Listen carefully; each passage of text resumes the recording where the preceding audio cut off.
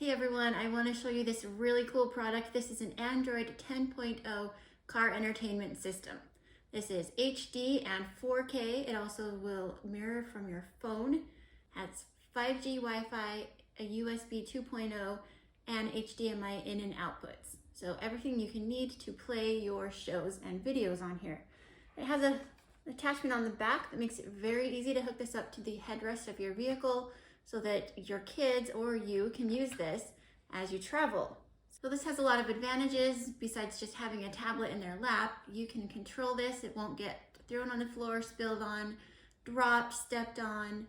It's up on the headrest, nicely taken care of. It comes loaded with a bunch of features and apps, so I'm gonna go ahead and put this in my car, turn it on and show you, and let my kids try it out. Okay, I have this mounted. You can see that it goes right on the bars on the headrest, so very simple. It only took me a minute to do that and plugged in.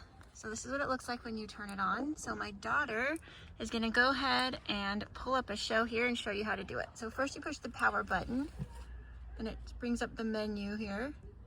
There's videos, photos, you swipe over Disney Plus, and then we have some stuff downloaded.